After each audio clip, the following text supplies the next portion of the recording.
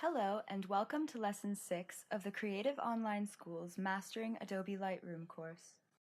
In the last tutorial, I taught you about correcting your colors in Lightroom. In this lesson, I'm going to teach you about the Lens Corrections tool. I'm going to show you how to use Lightroom's automatic profile corrections and the manual lens corrections option.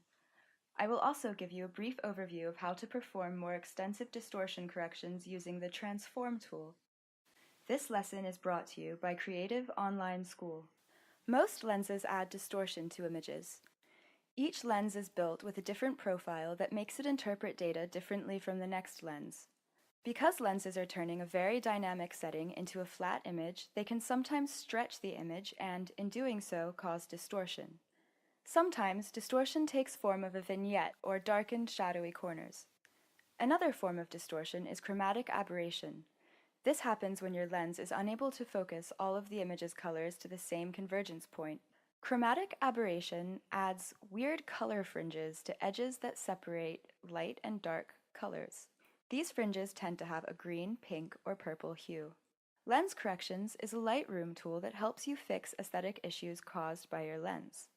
This little tool can help you cure problems such as chromatic aberration, vignetting, and perspective distortion.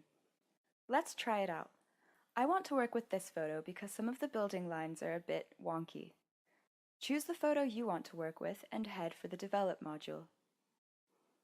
It's a good idea to make sure you've applied any necessary cropping and straightening to your photo before starting on your lens corrections. That way, you'll avoid some confusion later on when you're editing the structure of your photo. Scroll down to the Lens Corrections pane. It's located underneath the Detail tab.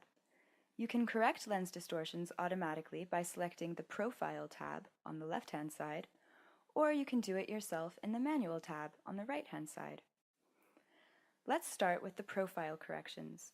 To get Lightroom to do your lens corrections for you, check Enable Profile Corrections. If you're happy with the results, then you don't really need to do much else. But if you think that Lightroom has gone a little overboard or has not done enough, you can further tweak the perspective distortion and vignettes using the sliders below the lens profile lists.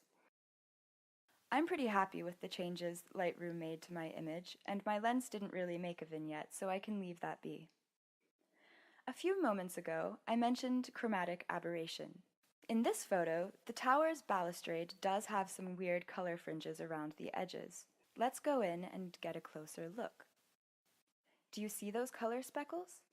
When I check the Remove Chromatic Aberration box, they go away, and in turn, that part of the image is sharpened. Now let's look at the Manual tab. Use the top slider to correct any perspective distortion. Checking the Constrain Crop option will prevent Lightroom from creating a white background on your image. You can then change the chromatic aberration settings using the next set of sliders. My color fringe is pink, so I'm going to make it more blue. You can also use the Color Fringe Selector tool instead of the sliders. Just click on the eyedropper icon above the chromatic aberration sliders and click on the fringes you need to correct in your image. Lightroom will do the work for you. And if your image needs even more distortion correction, just head down to the Transform pane just below Lens Corrections. In this pane, you can make changes to specific types of distortion manually and automatically.